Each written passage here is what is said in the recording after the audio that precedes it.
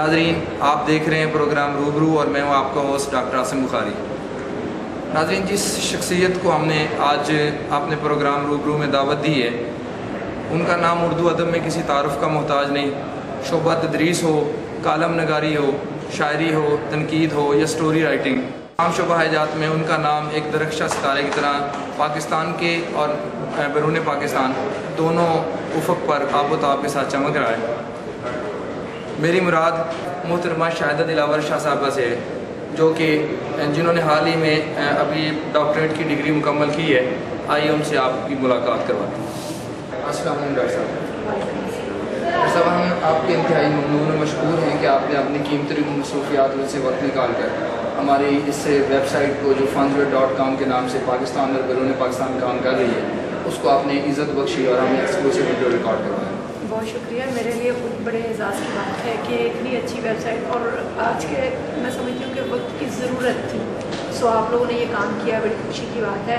और न सिर्फ मुझे बल्कि बाद में आने वाले लोगों को भी इसका बड़ा फ़ायदा होगा। ये बहुत आपने एक हैवी स्टेप लिया और अल्लाह ताला आपको काम करे।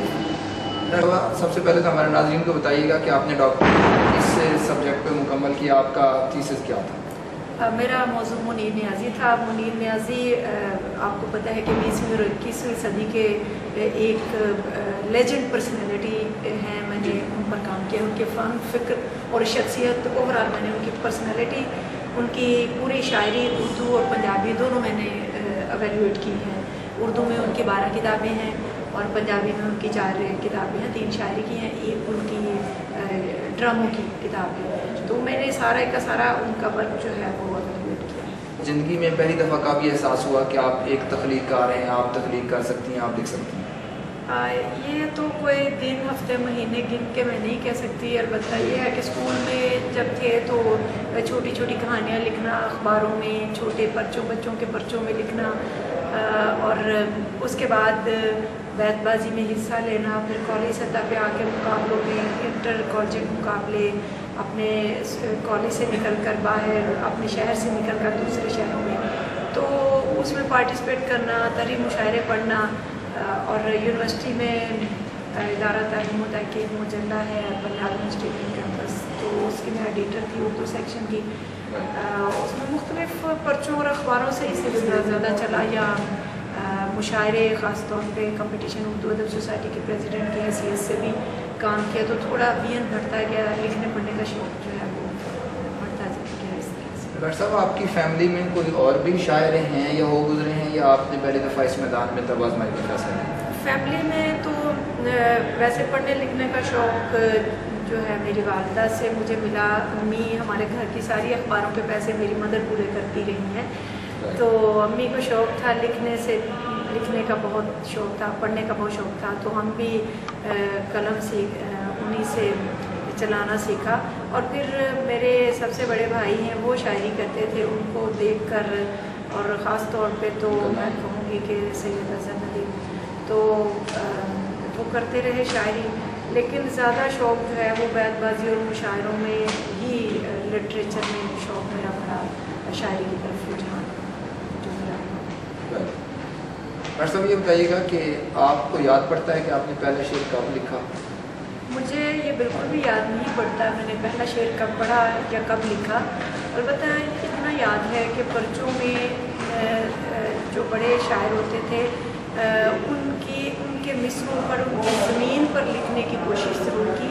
इवन के फर्स्ट ईयर में जब दाखिला लिया तो बैतबाजी के अलावा भी हमारी फ्रेंड्स जो होती थी, अक्सर हम डिस्कशन करते रहते, तो उनको थोड़ा सा डाउट गुजरा। एक मरतबा उन्होंने कहा कि ये इतना पुख्ता ये कैसे पढ़ लेती है, बोल लेती है, कह लेती है। तो कुछ फ्रेंड्स ने, जैसे उससे शरारती से होती है आपको पता, तो उसमें कुछ दोस्तों ने मिलकर फैसला किया कि हम इसको आज इकबाल का फ़लाँ शेर, इसको मिसरा देते हैं, हम देखते हैं कि उस पर ये कैसे पढ़ती है। तो मैंने उस पर, उन्होंने मिसरा कहा तो मुझे नहीं पता था कि मुझे वॉच कर रही हैं या मुझे वैल्यूएट कर रही हैं। मैंने उस मिसरे पर 2-3 मिसरे और कह दिए, मजाक में। तो फिर वो उन्होंने मुझे एक्नॉलेज किया। बचपना ही एक तरह से था, फर्स्ट ईयर कितनी को एज होती है, 14-15-16 साल की। तो इस तरह मुझे थोड़ा सा याद पड़ता है कि शायद मैं शेर मिसरे कहती थी, शेर पढ़ती थी। کالج میں آ کے پھر جو مقابلے ہوتے تھے کمپٹیشنز میں جایا کرتی تھی ٹیچرز سے مل کے، تو ہم مصرے سیدھے بھی کیا کرتے تھے، تو وہ میرا خیال باقاعدہ شعر نظمیں یا اشعار میں نے کہنا تب ذرا باقاعدگی سے آغاز کیا اس کا۔ شاعری ایک ڈاکٹر صاحب کا خداداد صلاحیت ہے، اس میں نکھار کے لیے سیکھنے سکھانے کا ایک باقاعدہ سے عمل ہے، آپ نے یہ کہیں سے سیکھا؟ میں یہ سمجھتی ہوں کہ انسان دو طرح سے سیکھتا ہے، ایک کتابوں سے اور ایک معاشرے سے۔ کتابی اور اکتسابی علم آپ کو پتہ دونوں انسان کو سکھاتے ہیں، تو وین بڑھانے کے لیے ہمیں تاریخ کا، ہمیں اپنے موجودہ شاعروں کا، ہمیں اپنے بزرگ شاعروں کا، ہمیں میر غالب، یہ سارے فیض یا ان سے پہلے ولی ددوی سے یا اس سے بھی پہلے ہم ویسٹرن شعراء پر نظر کریں تو اس سے بھی ہمیں بہت ہمارا وین بڑھتا ہے، ہمیں لکھنے کا، ہمیں پڑھنے کا سلیقہ آتا ہے۔ تو دونوں طرح سے آبزرویشن سے بھی انسان سیکھتا ہے، اس سے بھی وین بڑھتا ہے، اور نو ڈاؤٹ کہ یہ خدا تعالیٰ سے ہوتی ہی۔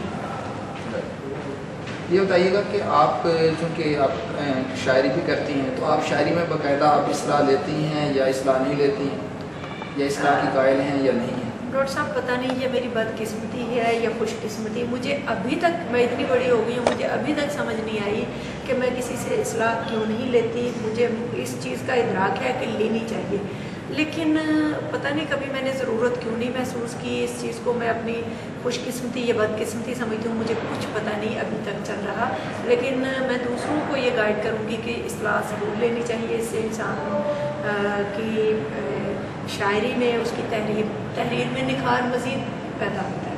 ڈاکٹر صاحب یہ بتائیے گا کہ عام طور پہ ہمارے معاشرے میں یہ خیال کیا جاتا ہے کہ شاعری کے لیے عشق کرنا ضروری ہے، عشق کے بعد اس کا روگ ہونا ضروری ہے، پھر شاعری میں جا کے درد اور تڑپ پیدا ہوتی ہے، آپ اس بارے میں کیا کہتے ہیں؟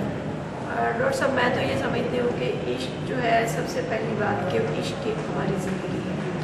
عشق انسان کو تقویت دیتا ہے، اس کی زندگی نکھارتا ہے، اس کو سنوارتا ہے، اس کو معاشرے کے سامنے ایک اچھا شاعری بنا کے پیش کرتا ہے۔ تو عشق ضروری نہیں کہ انسان صنف مخالف سے کرے، بلکہ عشق انسان کائنات سے کرتا ہے، خدا سے کرتا ہے، مذہب سے کرتا ہے، اپنے قریبی رشتوں سے، اپنی انسانیت سے۔ سب سے بڑا مذہب اللہ کا انسانیت دین ہے ہمیں، تو انسانیت سے عشق جو ہے وہ ایک بڑی خوبصورت بات ہے۔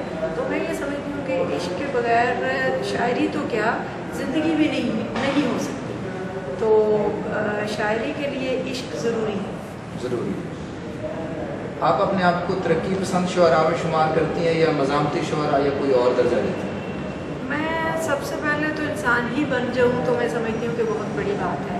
باقی رہی یہ مختلف این جی اوز یا مختلف طبقہ ہے فکر، مختلف یہ جو ہمارے یہاں جماعتیں ہیں، ہمارے ادبی گروہ ہیں، تو اس میں ہر کوئی اپنی اپنی جگہ پر بیٹھا کام کر رہا ہے، اور کبھی لوگ مجھے اس طرح کے سوال کرتے تو میرا یہ جواب یہ ہوتا ہے کہ ان کی بیس بری نہیں ہوتی، بعد میں آنے والے اس میں کچھ ایسی چیزیں لے آتے ہیں جو بہت سارے لوگوں کو اس گروہ میں رہتے ہوئے بھی بعض اوقات ناپسند ہو جاتی ہیں۔ جیسے کوئی بھی مذہب، کوئی بھی دین جب آتا ہے، کوئی بھی مسیحا، کوئی نیا مذہب لے کر آتا ہے، نئی شریعت لے کر آتا ہے، تو اس کی بنیاد تو صحیح ہوتی ہے، بعد میں آنے والے اپنی مرضی کے مفادات اس میں رکھ لیتے ہیں، اور جو ان کے مطلب کی چیزیں نہیں ہوتی وہ اس میں نکال دیتے ہیں۔